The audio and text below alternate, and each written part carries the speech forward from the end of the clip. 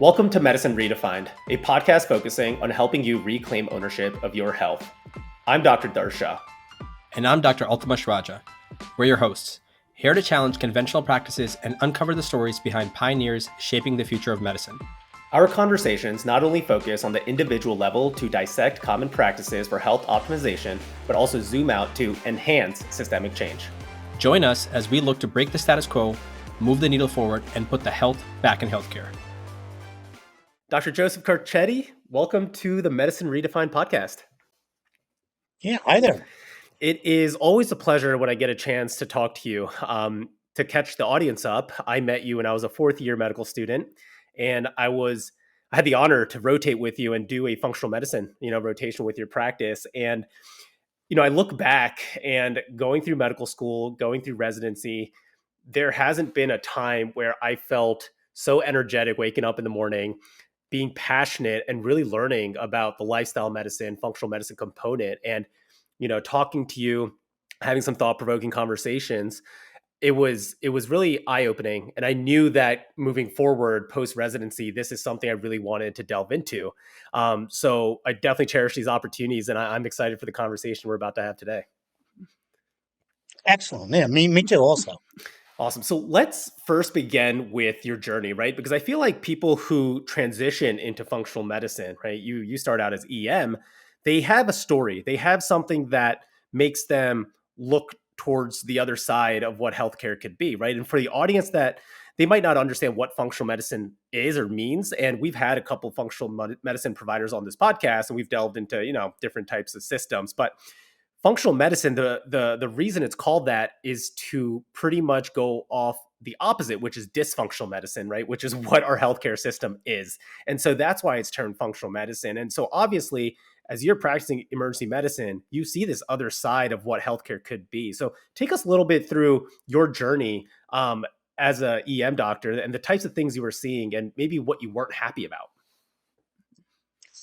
Well, initially, having done EM and working through the system and everything else, you get used to the same thing over and over again. And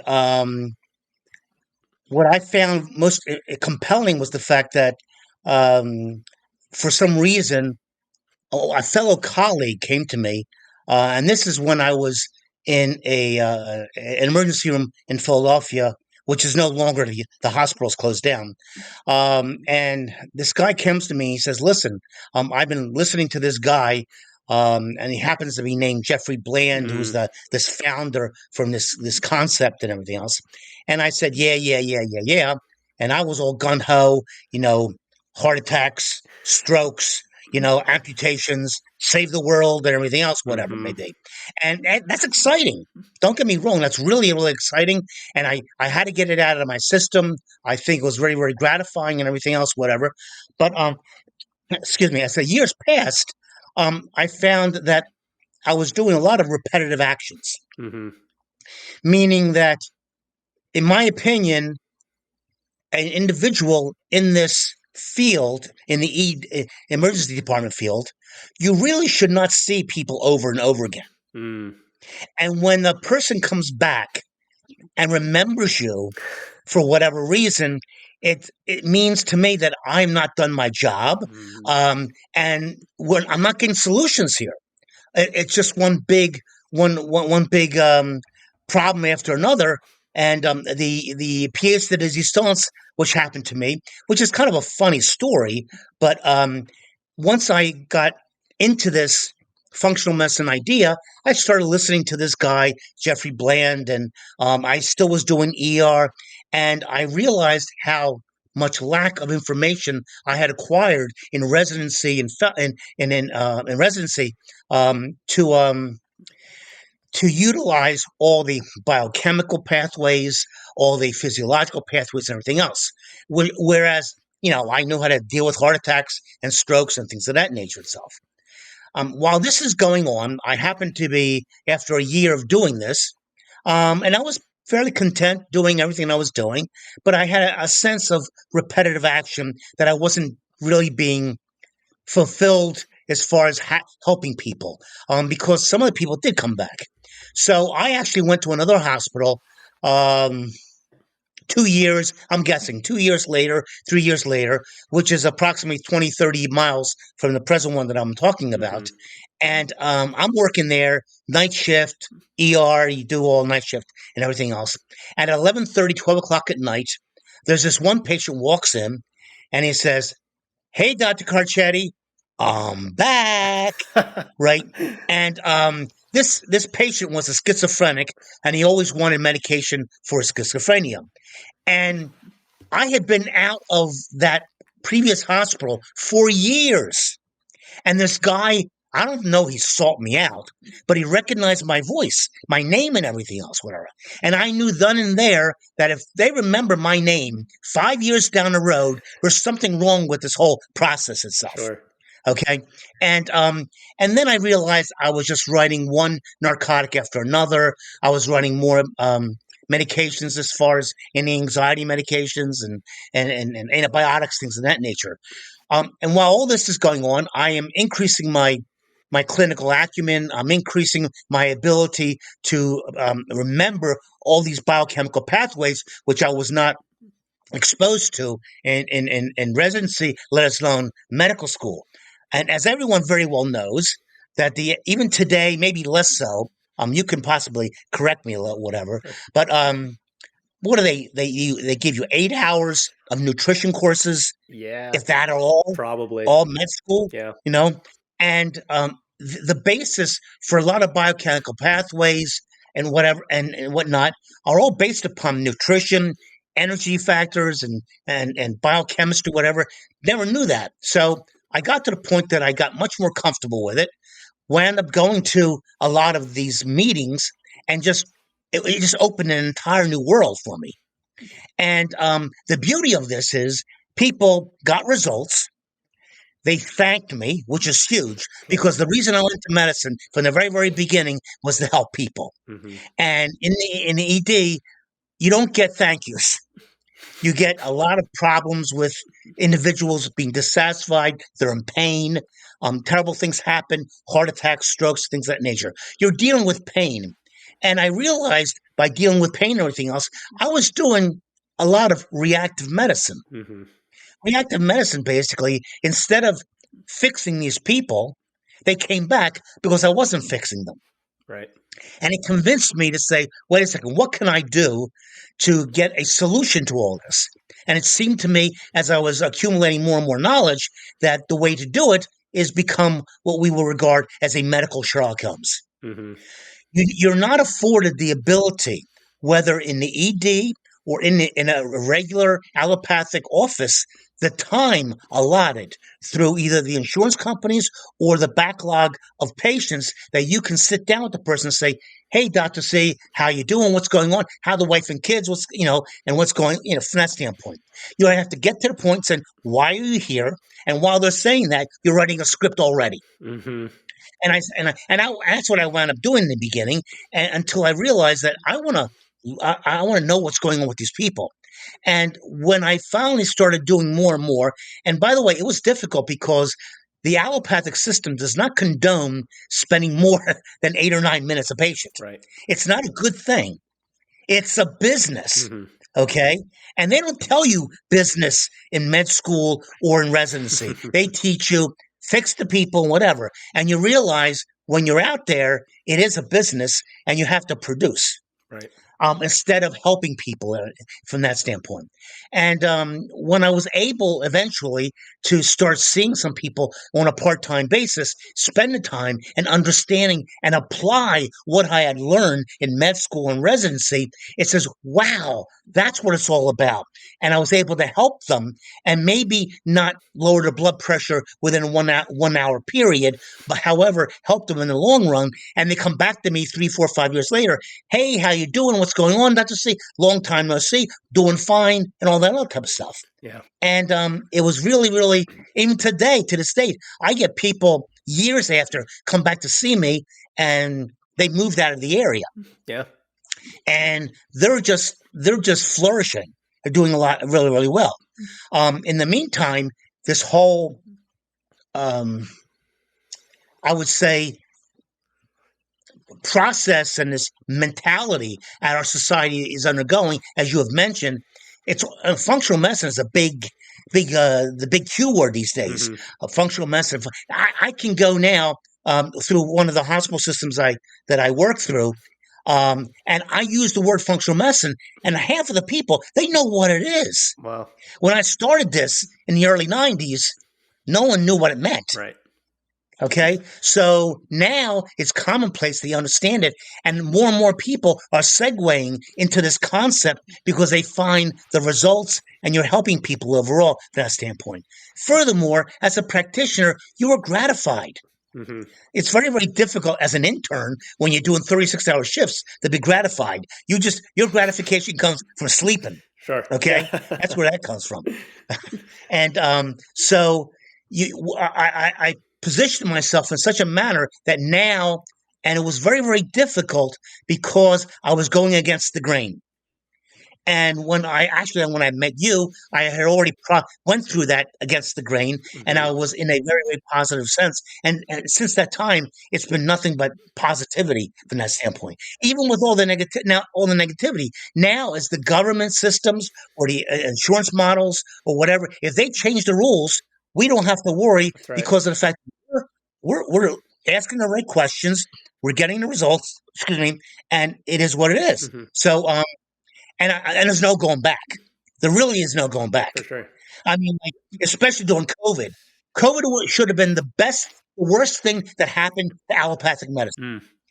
Actually, one of the best things to happen to functional medicine because we were applying the concept that we have initiated in the early 90s into today, and we were getting wonderful results. And you didn't have to resort to a medication, by the way. You can resort to other things. And as you know, the big concept of functional medicine, food is medicine. Right. We all go by that from that perspective. And if you think about it, conceptually, anything that we ingest, anything we get exposed, they're all chemicals anyway, right. Whether it be food or medications. Yeah. So I arrived at this point, and there's no going back. I mean, the hours are better. I'm a happier person. I giggle. And the old time doctors of the 1950s is what we're doing now. Right. If I were to see, I haven't seen any recently, but the doctors of the 1950s were the ones that were doing what we're doing right now. Yeah. Yeah. They knew the local grocery store. They knew people around them. How's Marge and how's your son doing and things of that nature. So that we don't do that in allopathic medicine anymore, especially in the ER. I mean, more than 5 minutes, you're out the door. Sure. You got another 25 patients to see. And now I'm afforded the ability to speak to people, think about it cognitively, and it's great.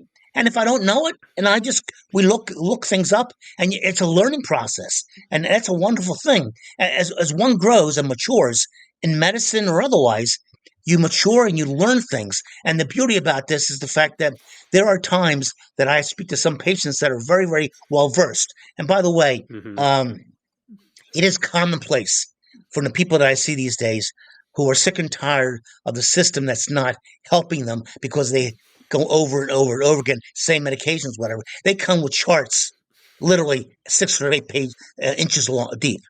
I mean, it's ridiculous. Unbelievable. So, and then when COVID came into play, as I said, it's really interesting because immunotherapy, immunology was the big thing. Now, we were talking about now we may not had the solutions in the 1990s, but we were saying, wouldn't it be nice to get a system in the body that's basically immunologically geared toward getting rid of cancer or getting toward rid of a disease process, whatever. We had the concept. We didn't have the actual means to do it.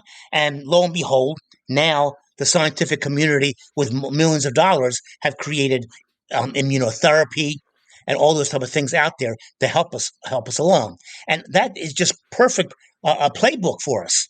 Because we're just sitting pretty and we're just saying, hey, how you doing? Hey, what? We were talking about it. The first ones. That's right. So it's funny. It's funny how there's such an emphasis on biochemistry, like in your undergraduate years and your medical school years. And then you get into residency and you realize how much of that foundation is almost useless because we're just purely doing clinical medicine in the allopathic world, and we're not really applying those concepts like you said. And I tell the medical students all the time that I felt like medical school was a waste of those 4 years, right? Because we're not really learning how to apply those things that we learn. And the things we are learning, I mean, 80% of it we're not really using. 10% of it's probably outdated. And so I tell them that I can almost take anyone off the streets, throw them into intern year, because it's just pattern recognition. I mean, that's the type of medicine that we practice, was just looking at the clinical diagnosis, looking at the symptoms. This is the medication. Next. And you get really good at that. And I honestly feel like in my intern year, that is how I truly learned. And I felt proficient at that. And then I came to that 4th-year rotation, and I think most students despise biochemistry, but it's such a different tune to it when you know how to apply it, right? When it comes to the nutrition, when it comes to the immunology. So did you have to, like, when you became certified in functional medicine, was that while you were also training in the emergency room, or while you were practicing in the emergency room? No, I had finished. I was already working full time in the emergency room, and I had to take time apart to actually go through the process of doing, as they say, the modules and the lectures and the follow-ups and everything else. Yes. I see. Okay. And then you trained in Chicago. So I'm wondering, how much does where you train, because Chicago's not an easy place to train, from what I hear from you, from a lot of my colleagues and stuff. It can be tough. That's true. This is true. How much? It's like, the south side of Chicago is the baddest part of town. And believe me, it is. It really is. I remember some of the stories you were telling me. But, how much of that played a factor in terms of how you saw allopathic medicine and for you to kind of get out of it? Or was it truly just the patients that you're seeing over and over again?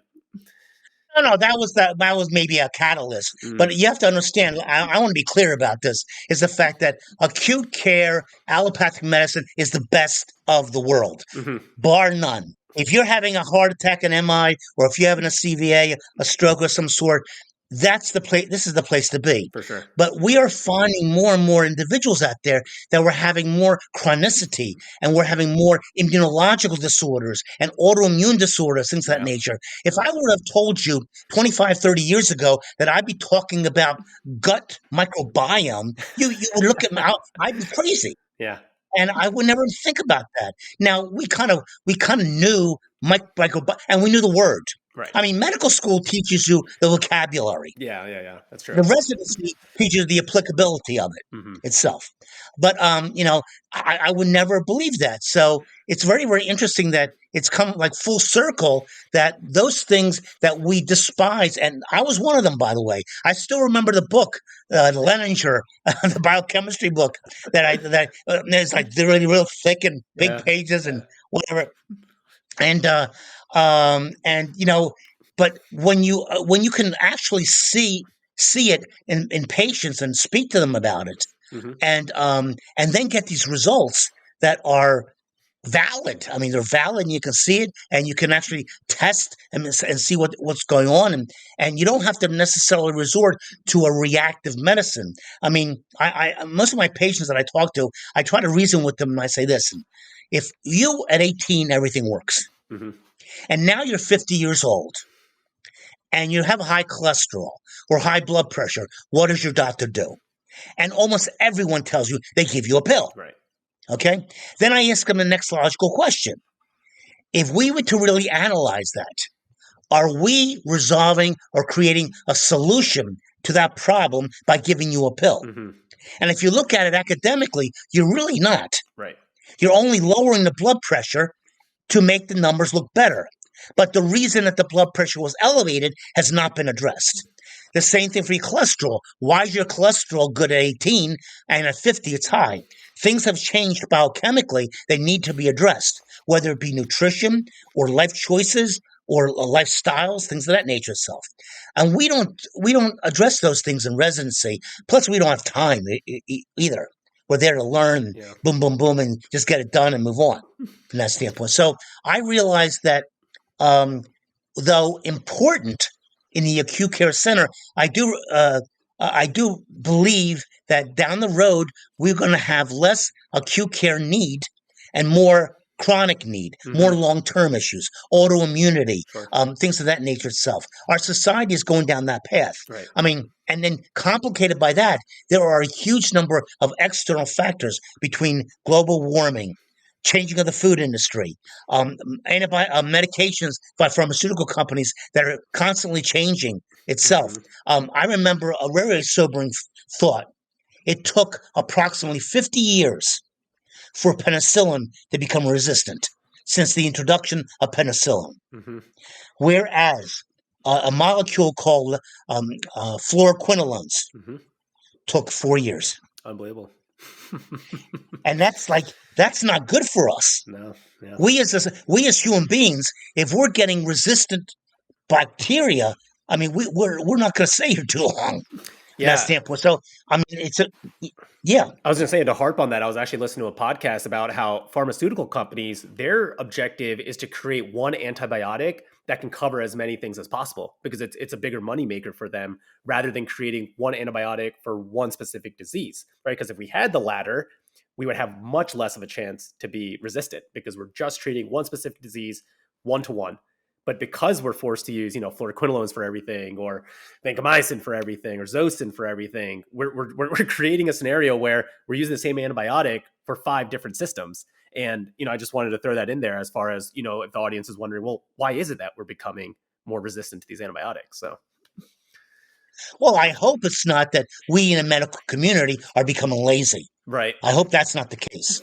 But I do believe that they're using. There's a subcategory of individuals that are using what they call precision medicine. Precision medicine is basically what we're just talking about. 100%. Basically, is understanding the factors, becoming the medical Sherlock Holmes, and finding out the reason behind it, and then specifically addressing those specific entities and take care of them, and you're done. You don't have to worry about resistance. But we're unfortunately, due to the monetary factors and the monetization of the pharmaceutical industry, you're right. They want to use one thing, and that's going to cause the demise of the human species, I think. Right. And I do want to clarify for the audience, me and you, we're not anti-medicine, because having that blood pressure medication or lipid lowering, they can prevent at least long-term effects down the road. When you can, when these blood pressure numbers are too elevated, they can cause kidney issues and whatnot. But at the same time, just having a medication is not enough, right? We are trying to get deeper to the point where we can maybe take them off that medication and really actually solve why they had the blood pressure in the first place. Is that correct? No, I totally agree. I'm not saying that acute care medicine is not valid. Don't get me wrong. As I just told you, the best in the world is here. 100%. Okay. If you have a heart attack, you got to be here, because you can do angioplasty, things of that nature. If you have a stroke, you can do anticoagulation, things of that nature. That's very, very, very important. By the way, I'm not going to give you an herbal or a supplement to lower your lower your cholesterol level right off the top. I mean, there are supplements that are out there, and certain herbals that are out there that are adjunct and help the body system along to try to get to the right solution. Yeah. But there's nothing as dramatic. And by the way, most supplements and herbals out there, I mean, there's very, very little, if no, side effects. Not just like most medications that actually change the body chemistry dramatically itself. The day we get to the point that we can pharmacologically, through the pharmacological companies, to be focused and address one thing without affecting anything else, that's going to be the holy grail. Yeah, absolutely. And I'm waiting for it, but I don't see it. I mean, for everything that we give a patient, there's always potential for side effects. It's a very, very sobering fact that most recently, since COVID came into play, and now more so, if you watch television between the hours of 3 and 6 or 7 o'clock, you're going to see a slew of pharmaceutical companies promoting their product. 75 to 80%, they talk about all side effects. 75, all side effects. You can die, you can get a rash, you can get this, whatever. And then at the last 10 seconds, they say, oh, but you need to buy this because it's going to help you alleviate something happening, whatever, and you're gonna go and you live happily ever after, Right. and A beautiful picture of it's not, a person living on and having kids and yeah, you know. absolutely So awesome. it's really not like that, but they're good. I'm very very critical because of the fact that I'm attuned to this type of thing, and I kind of grin sometimes because of the fact that here goes another one. I mean, after the end of COVID, it's amazing how which I won't mention the pharmaceutical company, how a slew of increasing numbers of commercials Hmm. that were out there to promote vaccinations, Right, right, promote antibiotics. right.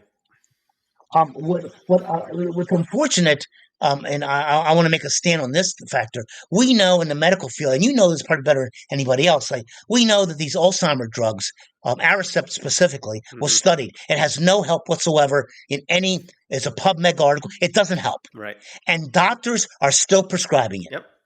Yep. Why are we doing such a thing? For that 1% Doctors are just like chance, human yeah. beings. Yeah. Yeah, no, exactly. I've had these discussions with attendings where some attendings will favor it and some attendings will say this really isn't doing anything. Even for aphasia, right? We see that a lot in rehab. And donepezil or Aricept is one of those medications that, has been talked about in terms of getting that aphasia recovery. But, how effective is it and what are the side effects and how are we having a legitimate discussion, a thoughtful discussion about what side effects this might be causing? Orthostatic hypotension, things like that we see with patients, especially as they get older. Well, it would be nice. Think of it as a key. If we can find the exact key to alleviate pain, suffering, or a medication, do a medical problem, whatever, boom, boom, done deal, Yeah. and then and just move on to something. That would be wonderful for us. So Dr. Carchedi, But the let's go for it. complexity, Sorry, go yeah, for it. Go for it. I'll just say the complexity of the human species is so vast. It's going to be very, very difficult for us to do it, and we're doing the best that we can. Yeah, no, absolutely. I want to dive into the precision medicine aspect, right? Because we oftentimes use this key and lock analogy, but we also know that every individual is different, right? And that's what makes precision medicine so difficult, but so interesting. And yet people are trying to study for it and understand how we can use an N of one, right? Do you know who Dr. Right, Mike is? The Dr. Mike yeah, the from popular. Penn. No, just Dr. Mike, like Yeah, I know. I know him all too well. the social media guy. Yeah. Yeah, Yeah, yeah. I know. So he has a podcast out now, right? And he had a recent episode with a I actually psychiatrist. did not know that. I didn't. Yeah, he's got a Okay. recent podcast out with. He had a great episode recently with a psychiatrist named Dr. K, and they had a discussion and somewhat a contentious debate on precision medicine versus looking at population data and then trying to figure out how it relates to the patient. But Dr. K said in Eastern medicine and Ayurveda, they really just look at N equals one. There is no population data. They look at your energy, they look at who you are, your gut microbiome, all those things. When it comes to functional medicine, how do you parse out the N of one? How do you look at an individual when there's so much data on a population level that, may or may not relate to that patient itself? Because I feel like precision medicine and population medicine, which is how we practice currently right now, we take data from whatever, Mm-hmm. but it may or may not relate to the patient in front of us. But yet that is still evidence based or evidence guided, right? And so we still have to be careful as physicians as to how we practice and how we prescribe. How do you determine all of that in your mind when you have a patient in front of you? I mean, it's a comfort level first. You want to make sure that you're getting. I don't believe. It was kind of funny. I was watching House MD the other day, whatever, and the primary thing about the whole series is everybody lies. Hmm. Okay, um, but I don't believe that's the case. I think that people are um, they're unable to explain themselves specifically. So I give them a lot of latitude to explain themselves. I tell them, listen, I know the science you know your body better than anybody else. Mm-hmm. So I'm trying to find the specifics of what this individual, male or female, age, whatever it may be, what are they conveying to me itself, and how do I apply a piecemeal the application depending on what they tell me itself. It's not like a boilerplate stamp and that's it, and nothing else. And nothing else is important. And I try to parse it out. So they guide me. They actually guide me for me to focusing on what systemic processes is going on. What I don't do is I don't look at an organic organ system.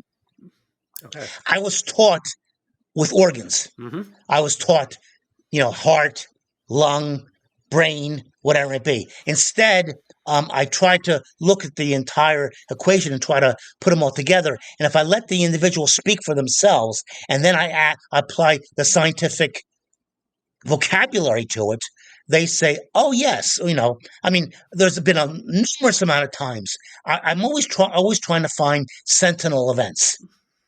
I'm always trying to find what caused this particular individual to present when they did. And it's not always possible, mind you. I'm not able to say, well, in May 5th of 2022, I developed this. And I said, well, what happened the week before or something itself? And sometimes you'd be amazed. It's an aha moment. The patient doesn't know it, and I nip it in a bud, and all I need to do is apply the biochemistry to all that, and we kind of figure those things out. It takes a little bit of time to parse it out, but it works. But can I ask? I do let the patient. I just wanted to ask: Yeah. Are those sentinel events? Are they usually like traumatic? Are they more mental events, or can they even be? I used this soap bar and developed an allergic reaction or something. Well, you name it; it's out there. Yeah. It doesn't have to be anything. You know that in immunology, you don't need necessarily a high dose dependent anything to cause you to have some terrible effect itself. I've had people when they went on a medication. I've had people when they're on a supplement. I've had people that witnessed 9/11. I've had people that had a car accident. I mean, I've always found there's something going on with the individual that starts the snowball effect itself. These things do not happen overnight. Right. And there are times that in biochemical pathways that the body is resilient, and then it reaches this tolerance level, and then it tips over. That's a little bit more difficult because I can only do certain levels, blood levels, and ask certain questions to find out if the tolerance levels have been met in regarding to whatever the person is presenting to.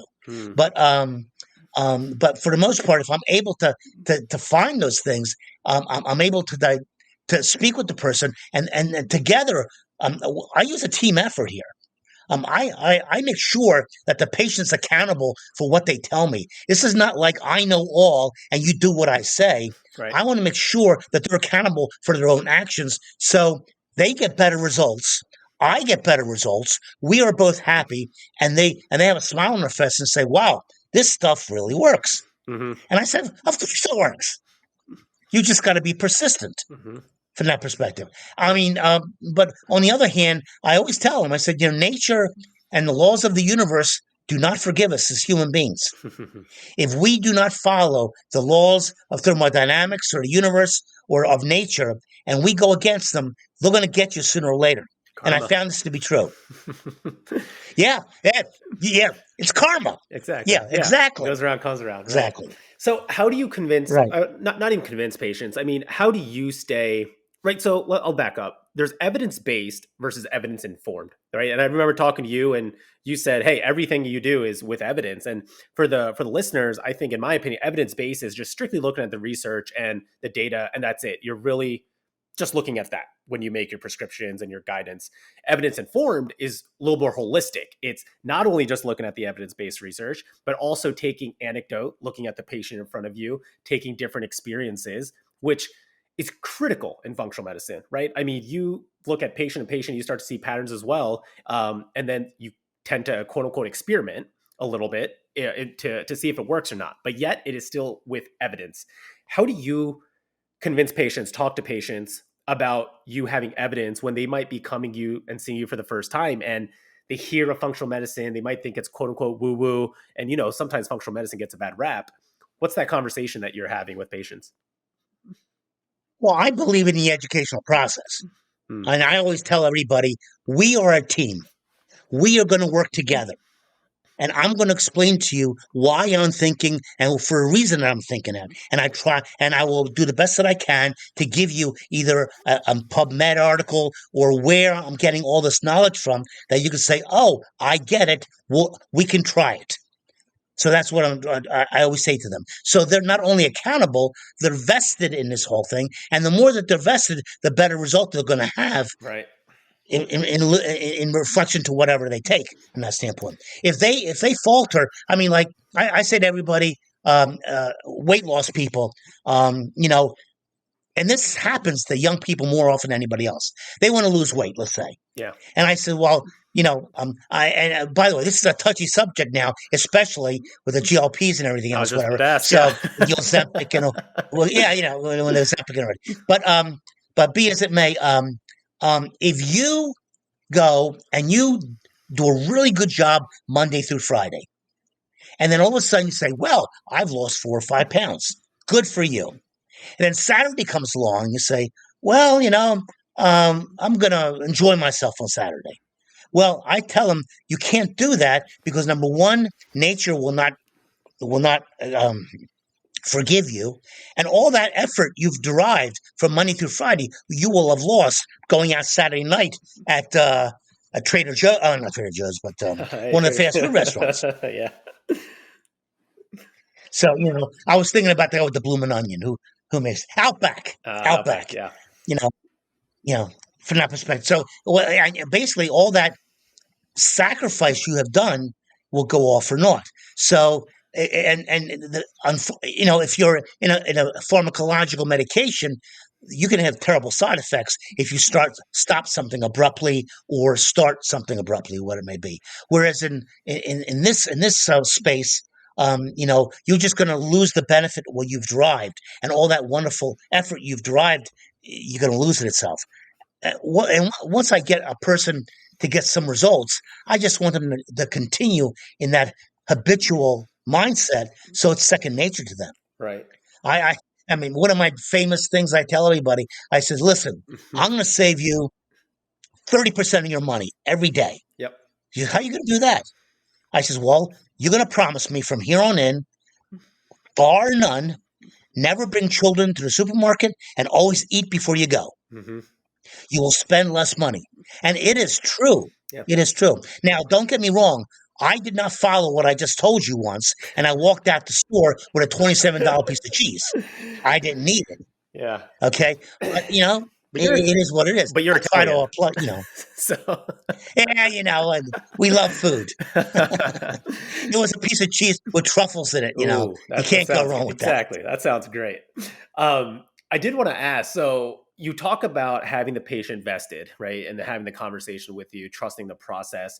How much does one's background, their own bias, their open-mindedness, and even their cultural background, right? Coming from an Indian background, I have more of an open-mindedness towards Ayurveda, let's say. How much of that plays a role when a patient comes to see you? Very, very much. Mm-hmm. I don't want them to waste their time. And if they don't even believe or have any inkling whatsoever that this is going to work, don't waste your time, because you have to really do something for this. It's not just like taking a pill and forgetting about it. Yeah. That's simple. Okay, you can do that because you just take a pill and you walk away. But to create a process that you got to follow day to day to day, and you're going to change your entire being itself, is a lot more difficult. But once you do that, it becomes second nature to you. I mean, I had a woman who was convinced to say, "Listen, I need to lose weight, and my cholesterol's too high, and I'm a CEO of a company, and I fly to the West Coast once a week. Okay, give me a pill." That's what she said. Give me a pill. I said, "Well, wait. First of all, let's talk about what you're eating." He says, no. If my cholesterol's high, I don't care. I'll take a cholesterol pill. I said, you can't think that way. Right. Because I'm worried about 10 years from now, when you're going to be in menopause, okay, and you're going to have risk factors similar to men, and basically you're going to have coronary artery disease and all the other things that are going on. And she just she didn't want to have it. So she wasn't vested in me. And I said, well, I can only help you if you help yourself. And if that's not feasible for you, then I think that we better part ways because of the fact that it's not going to work. And I feel comfortable with that. I mean, I'm not going to, rely on that if they're not vested in their own health itself. I mean, most people today are not vested in their health. They're blaming it on the doctor. They're blaming it on the system. It's your fault my cholesterol's high. It's your fault that your blood pressure is high, even though I go to McDonald's 5 days a week. I mean, they try to diffuse that to the other parties itself. And I feel that we as a society should be accountable for that type of stuff. Yeah. Yeah. So with your current practice, you serve as the role of a consultant, right? Rather than the actual primary care. Yeah. Why did you choose to be the consultant rather than take over essentially as their doctor? It was one was a practical means, okay, and another one was basically is the fact that being a single practitioner, to be on call 24 hours a day is a hard sell. Okay. Secondly, you would have to have legally a answering service to answer telephone calls and call the patients back themselves. Okay. Thirdly, what I do is not medication based. Right. It's more nutritionally based, supplement based, things of that nature. So I'm not going to, there's no such thing as an emergency vitamin C here.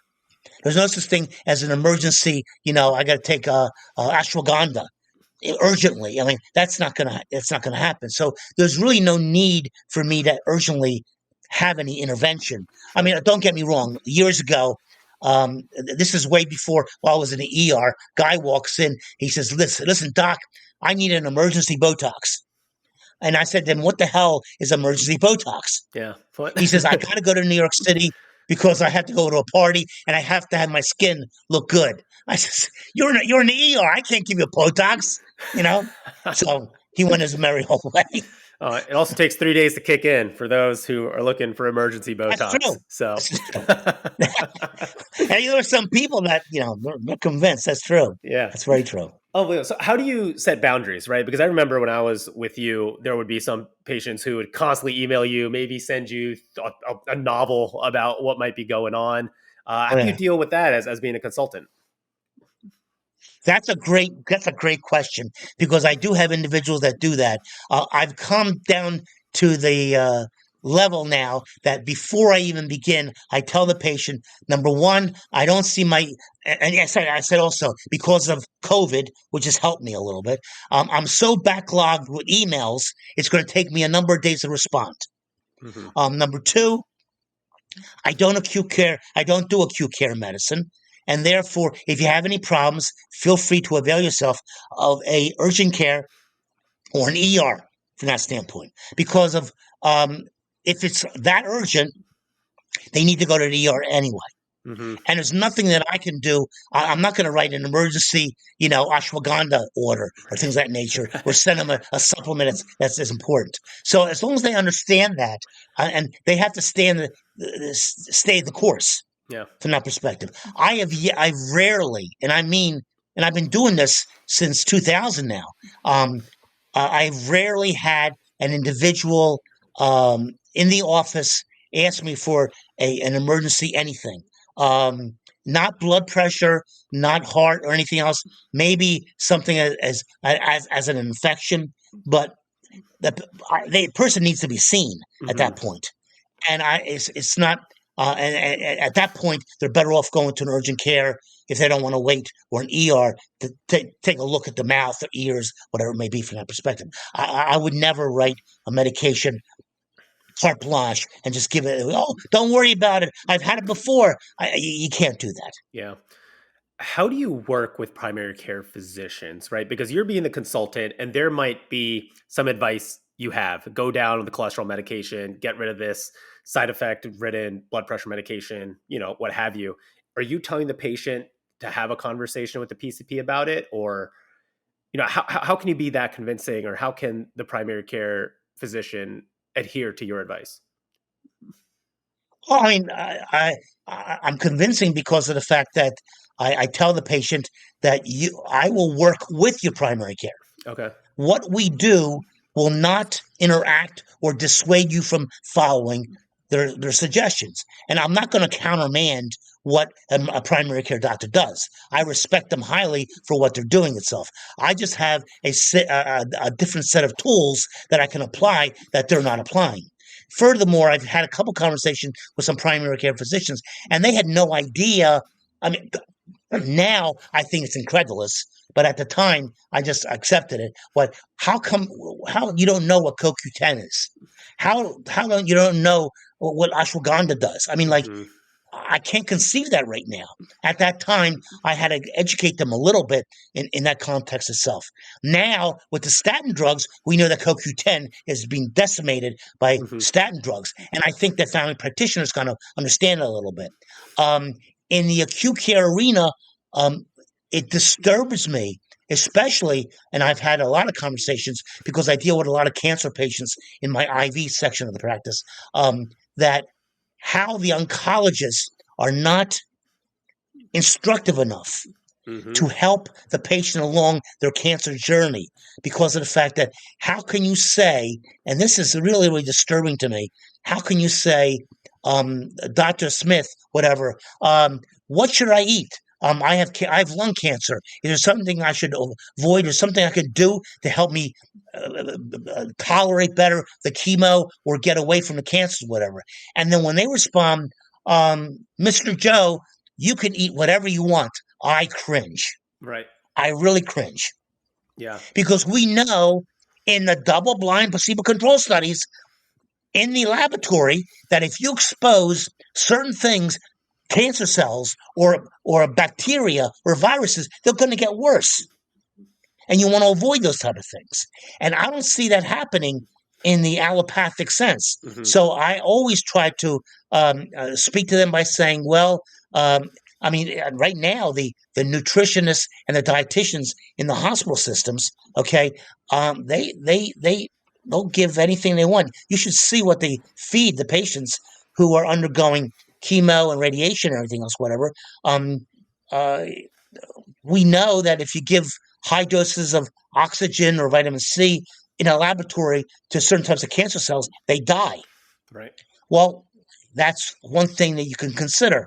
But also, if you just put it teeming with sugar products, okay, they're going to thrive. And I'm not seeing the oncologist really saying the opposite. So I try to educate the primary care by saying, please have a discussion with the patient. I always do, so they understand what they're supposed to do. And by the way, some people, I had a wonderful lady who had multiple melanoma and multiple myeloma, excuse me. And she says, Doc, you can make me vegan, you can do this, you could do that. But there's one thing you can't take away from me. I gotta have my chocolate every day. I said, okay, it's not optimal, but okay. Sure. Yeah. Yeah. As long as she knows the consequences. Right. Right. When you were first building up this functional medicine practice, right? I mean, nowadays it's probably easier to get patients. People have heard of it on social media. They look it up on Google. They find you, SEO, all that. But when you're first developing it, 90s, 2000s, did you have to go to the primary care physicians to explain what you did to try to attract patients? Or were people just coming to you with the hopes that they might be able to reverse or treat chronic disease, knowing what you did?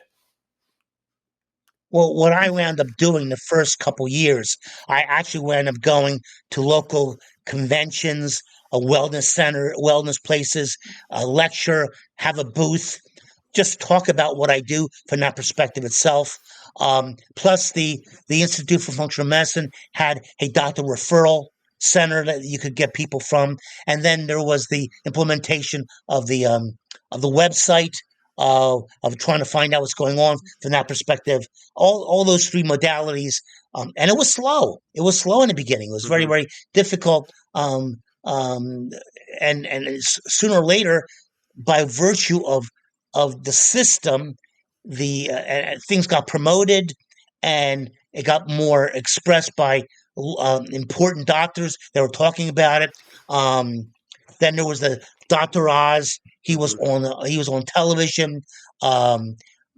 Penn has an integrative medicine department. Believe it or not, they do. Yeah, Jefferson too. I think Jefferson that's has a discussion. yeah. Yeah, I know that too. I know they do too. But they follow more pseudo allopathic, somewhat integrative. So, but it's all good. It's much better than it was. Sure. Yeah. So, yeah. But I'm glad those things didn't exist before. Yeah, absolutely. How about yeah? I'm sorry. No, go ahead. I was just saying if we have individuals families who are independently wealthy and contribute monies to integrative centers, we can do research to that degree and validate the community so we can apply these type of things so it'll be equal. It's just like it went from chiropractors got more accepted, DOs got more accepted to MDs. Now they're equal. Actually, they're probably better. That's right. That's right, Dr. Carchedi. Yeah. Well, on that topic, right? So anyone can get certified in functional medicine, right? As a healthcare provider, you can be a nutritionist, chiropractor, physical therapist, DO, MD, nurse practitioner, whatever may have you. Because I feel like the modules are standardized, right? The treatments even can be standardized, right? You're doing specific tests, whether it might be the gut, whether you're looking at genetics, there could be IV treatments or supplementation. You can do things like DEXA scans and different modalities, maybe even injections. How do you differentiate yourself as a physician when it comes to functional medicine? That's one of my difficulties that I have with the organization, because they're not distinguishing enough that difference. But what I wind up doing is the fact that I say, listen, I can order tests, I can read them. I can order x-rays, things that a nutritionist cannot do. I can order medications in case something happens from that standpoint. So I'm putting all those things together to help you as a person itself. It's not only like a chiropractor who's not able to do that. They're going to say, well, you can take all these medications, whatever it may be, and not medications, excuse me, all these supplements, and you'll get a result from that standpoint. And they said, I've seen chiropractors. They see the results. It's high, it's low, and they know everything about nutrition. But the interpretation is kind of important.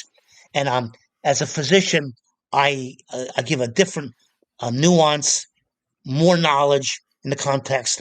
And when I go down the path of, there's a difference between a dietitian and a nutritionist. Right. A dietitian knows diets. That's it. A nutritionist understands more the biochemistry of the food and hopefully applies it accordingly. A physician understands where these energies, biochemistries interact with the system and the disease process associated with them. So there's a level of sophistication and a level of knowledge that other specialties don't do. So I have to distinguish myself by saying I'm a physician that does this. It's not just I'm a certified functional medicine practitioner, and anybody and a mother off the street can possibly do that. And I'm hoping that we as an organization come down to and either separate the distinction between a physician and a nutritionist, or an acupuncture, or whatever, right, from that perspective. Is it surprising that it hasn't happened yet, given that you have Dr. Mark Hyman, Dr. Jeffrey Blatt, right? You have physicians that are kind of leading this charge. Yeah, I agree with that. And I actually, we had an international meeting 2 years ago, and I was a big mouth, and I stood up and I asked them that question, and I got quashed. Really? Wow. There's too much money to be had. I mean, but I don't. I mean, yes, sure. Everything comes down to the money again in business, which I get it, right? At least we're practicing in a sense that we're passionate about, and Yeah, yeah. I guess it comes down to that. So, Well, if I speak to a family practitioner and I update them what I'm doing, whatever, and I educate them a little bit, which is all fine and dandy. But through a chiropractor, they're not able to write prescriptions, right. and they convince. And by the way, they're really good verbally of convincing the patient that they don't need anything else and whatnot. So theoretically, they're not able to write for lab tests and whatnot. I think they are able to write for X-rays as a chiropractor because they use X-rays, but they're kind of limited in other sense. So there's certain things that physicians can do that the other I see. practitioners are not able to do. Yeah, yeah. So it's definitely double downing on those skill sets to at least differentiate. Because I assume almost most functional medicine practitioners are cash based, right? I mean, insurance is not going to cover these things, and if Yes, so, the well, reimbursement's going to be super low. I tried. I unfortunately had the unfortunate encounter with the president of Blue Cross Blue Shield in Pennsylvania Hmm. years ago. I actually went to the home base and I spoke to them. I said, listen, I'm in the process of doing this, and I think I can really save you. And I use it in the business model. I can save you a lot of money by avoiding open heart surgeries, heart attacks, and things of that nature. If you're able to give me 1,000 subscribers, and this was when I was trying to build up the practice, Mm-hmm. 1,000 subscribers, and I will teach them basically the nutrition and things of that nature, so they'll eat well and they'll do all these wonderful things well, and they won't get sick. And they turned around to me and says, we don't care. Wow. They weren't vested. They would rather let the few patients die Yeah. and then risk the open heart surgeries instead of teaching the majority of human society the beneficial things. Now, that's only one insurance company. Now there's a lot others out there itself. But so I presume that they're all in the same boat. Yeah. Profits over health, right? So, yeah. I mean, I don't think these things happen in socialized systems as much, if at Sure. all. Yeah. Yeah. Um, I don't think it happens in Canada. I know it doesn't happen in Europe. Yeah. I've worked there, and that's a totally different Mm-hmm. animal right there. Right. Right. So, speaking of the topics and the things we learn in functional medicine, the world is changing. There's always new data coming out. There's new fads. People are always having discussions about precision medicine, genomics, wellness, etc. What are maybe some of the things that you've changed your mind on over the last 5 to 10 years that you once thought, could be quote unquote the holy grail or really doing good on patients, but you've now kind of looked the other way? Um, I thought that everything. I mean, it's true that a lot of things are all centered on the gut, Hmm. with the immune system, the microbiome, and everything else. And I thought it was 100% across the board from that perspective. And now I kind of backed off by saying maybe it's only like 80% itself. So I'm a lot more careful on the applicability of saying that the gut does everything itself.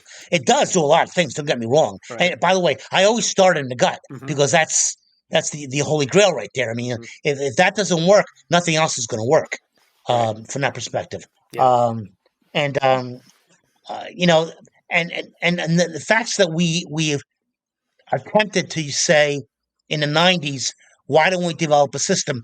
Again, we didn't know the answer to this. A system that focuses specifically on cancer cells or antibiotics, things of that nature, that are and focus on an immunological aspect of it. And now they're actually doing it itself from that perspective. Actually, interestingly enough, to my knowledge, um, I think it's Pfizer or one of the other pharmaceutical companies actually has functional medicine doctors that give them some insight, okay, when they're developing their formulas and whatnot. Not in the vaccination department, Yeah. but in the antibiotic department, Really? Wow. because I guess they have to figure out the microbiome. And I actually know the one person that works there. Very interesting. Very, very interesting. How do you feel about alcohol? There's been a lot of talk lately on social media, almost people alcohol shaming in a way. And I'm not promoting drinking alcohol and binging and all that, but I'm okay with patients having a glass here or there, but there seems to be this almost witch hunt that I find on social media. And I know you're a sommelier, correct, in Italy. So I mean, wine is close to your heart. What do you tell your patients about Yeah. alcohol? What are your thoughts on it? Well, if there's any liver problems itself, I have to stand strong by saying your liver is at risk. You can't even get near the stuff. Even the slightest will kill you. Hmm. I mean, that's a scare tactic, and I have to abide by that. Between that and the pancreas, I mean, it's very, very important that they understand it because they have those implications. Whereas in the past, the research stated that red wine drinking was helpful for the body and things of that nature itself, and I'm finding it's there's a lot of culture associated with this. Right. If you go to Ireland and you see that the average person drinks half a quart of whiskey a day, or if you go to Paris and they drink a liter of wine a day, are they declared alcoholics? And in both of those societies, absolutely not, Hmm. because they eat, and that's a part of their daily behavior. They don't drink for drinking, they drink for eating. Right. Now, if I were to say that in New York City, you're outright alcoholics. Sure. Because we as a society, all you want to do is get blitzed. Right. You just want to go get drunk, and that's you don't drink alcohol in that context. With this, I still think that moderation is always the ticket here, Hmm. but it has to do with culture. I mean, if you perfectly associate a wine with food, it goes hand in hand. But because if you've ever cooked with alcohol and you get a frying pan and you put oil in the frying pan and then you put a glass or two of wine there, what happens to the oil? It emulsifies, it breaks down. Yeah. And that's what happens in the stomach. If Hmm. you're eating fats, that's what happens in the stomach. Now, I'm not even condoning imbibing to ridiculous degrees. Absolutely not. But I'm saying that Right. there is a beneficial aspect of it. But it's going to be very, very difficult with the shaming that's going on.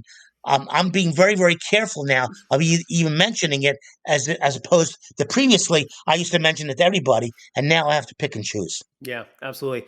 I can definitely highlight the cultural aspect when, I was in Tuscany last year with my wife and we go around to the different vineyards and do a tour. And, one of them mentioned how culturally important it is given World War II in Italy and a lot of famine. And so a glass of wine, even given to children, just to get them the calories that they needed, and so there's just so much history behind even that glass of wine. And that's why they hold it so near and dear. Right. And I think having those connections are important, and looking at it so black and white is ridiculous, right? And we've talked about the blue zones, and now there's that documentary on Netflix that came out, Live to 100, that talks about the social connection and how that might just be influenced through alcohol as well. So yeah, in a isolated incident, alcohol's is a toxin, but I think it's important to look at it with context and seeing what the environment is behind people who are drinking it. So thank you for that.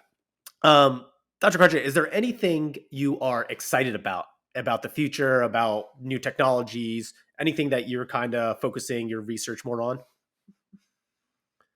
Um, Excited, but also very much apprehension. Mm, Okay, you know where I'm going with this. I think that there's going to be a lot of benefits with this AI solution that's going to be given to us down the road.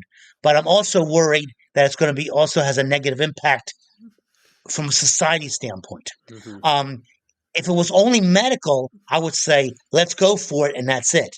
It's not going to be only medical, but the fact that you're going to be able to have a conversation, okay, and get a proverbial diagnosis is kind of important as long as there's a history, meaning that if this AI has accumulated knowledge gray zones and the art of medicine, whatever. That's one thing. But Dr. Google, which is basically plus or minus, and that's it. You Right. take this antibiotic or you take this medication. I don't agree with from that standpoint. I'm Yep. hoping that we do. Since we already advocated immunotherapy indirectly in the 1990s, that we get to the point that we're going to be better able to be focused, cause effect, from the perspective of trying to help individuals alleviate pain, diseases, things of that nature, and without the possibility of them having side effects itself. Because medications today, no matter what you give, what you take, there's also the potential for side effects.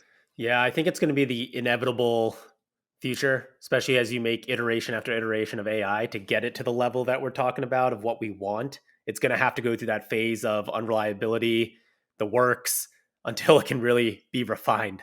And so, yeah, it absolutely is a scary aspect of it. And that's why there's a lot of people pushing to slow down AI so that we can make it as reliable as possible instead of, ramping it up too quickly. And then who knows what the repercussions are at that point. So, yeah, I totally agree. I would love for it to right now, and I'll go and you can quote me on this. If that down the road, that the understanding of the human genome, of the DNA, and what it could possibly figure out for us on how to alleviate the diseases that happen in utero and things of that nature. It would be fascinating to know. There must be, we already know that there's CAR-T therapy, there's that gene splicing is going on, or whatever. If we can get that refined in the next 50 years, that would be huge. Yeah, yeah, for sure. I'm hoping to see it. Absolutely. Yeah, the future looks promising. I think the important part is there's a lot of people talking about this, talking shop on social media. And there's, as we talked about earlier, a lot of patients are no longer patients. They're becoming consumers and they're taking charge of their own health. They're looking at wearables. They're looking at technology. They're listening to podcasts. They're going to providers like you and following your guidance. And so hopefully, we start to have a revolution here going in the right direction. So yeah, no, I when did. you get when you get a positive feedback when you get a positive feedback, and you just mentioned that wearables right now. I have a Garmin watch right now, Mm-hmm. and I went to the nth degree because I'm very, very off the top, whatever, and I wound up buying this Aura The ring, aura. Yeah. and basically it's a computer on my finger, and it gives me guidance. So if I'm not around and they want to call me in the office, they can look at this and they can say, "Wait a second here, I didn't sleep, I did sleep. This is going on, that not going." It gives them some more information, and I think this is going to be very, very helpful down the road. We're going to probably be able to download this on an EMR program of some sort and Mm-hmm. utilize it to our benefit down the road. I think that's a wonderful thing. I would love to be involved in something like that. Yeah. I don't know if the company is possibly considering it, if it's too complicated from that standpoint. I don't know. But the fact of the matter is, if this company can tell you by wearing this ring when your period's coming, that to me is a big deal. Absolutely. And Yeah. they actually found the analytics on this. They can, within a 98 percentile, I think right now, they can tell a woman's period within 4 hours once it's going to start. Wow, I didn't know That's that. Wow. pretty amazing. That is amazing. Wow. Well, Dr. Carchedi, our listeners have probably been loving your energy, loving this episode. You practice outside of the Philadelphia area. Where can listeners go to learn more about what you do, and if they maybe are interested in contacting you, where should they head to? Well, my website is LG Functional Medicine. L is in Larry, G is in George, and functionalmedicine.com. And I have all a description of that. And you're going to feel free to call. And I have a wonderful office manager that she's very, very well versed in describing all the nuances out there. She knows what I do. She sees it, or whatever, and she's able to describe these type of things because it's always inevitable that a patient has a question, an unusual question.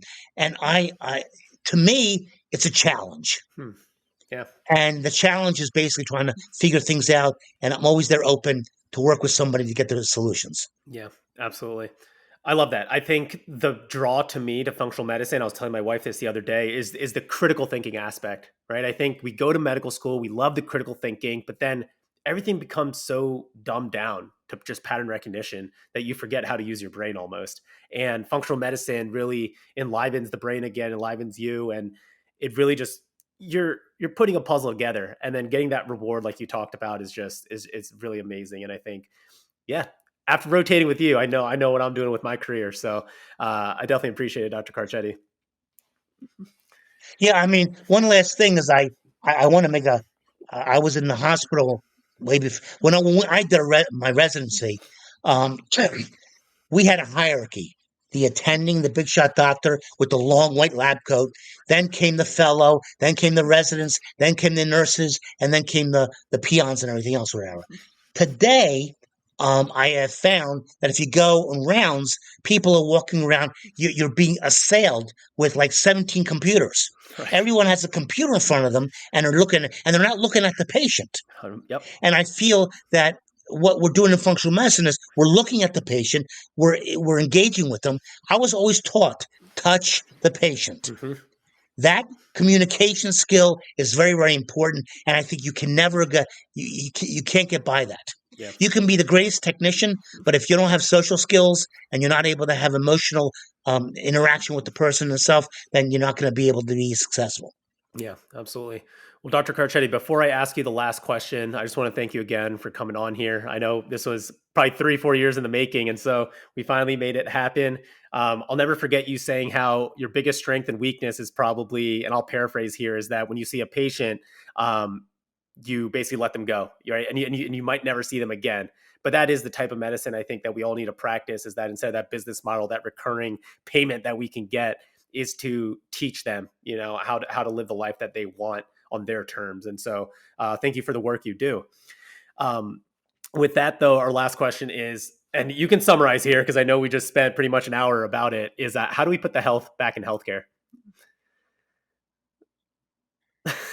That's a loaded question. I know. That's an unfair last question. That'd be another hour.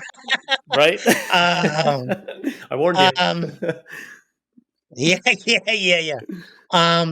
What